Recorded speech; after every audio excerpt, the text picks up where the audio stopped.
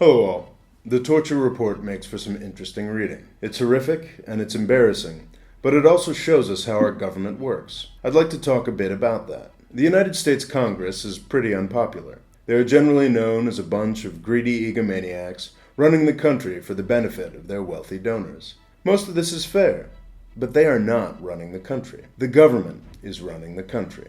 Over 4 million people work for the federal government. Around 10 million more work for the government in some capacity as consultants or contractors. These are the people that make the decisions that govern our lives. Maybe Congress was running things back in the 19th century, but that's over now. Leviathan is just too big. They can steer things a bit, but it's the folks on the ground who make the decisions that affect us. They report back to Congress, or rather, they report back to the people who report back to the people who report back to the people who report back to the people who report to the Congress. Everyone in this chain has the same concern. Preserve their job, whatever it is, whether it's useful or not. It's basically marketing. We either get out there and sell or we get hammered, which has implications beyond the media.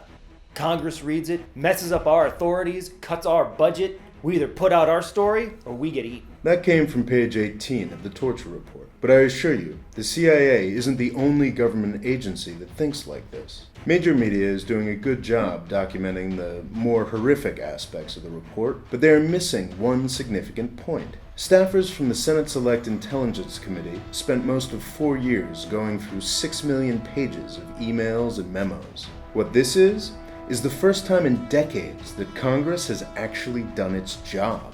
At an incredible cost of time and resources, Congress actually investigated one of the programs it created and admitted its mistake. For that, I applaud them. The Torture Report will survive as a document of one out-of-control, utterly useless, horrifically bad government program.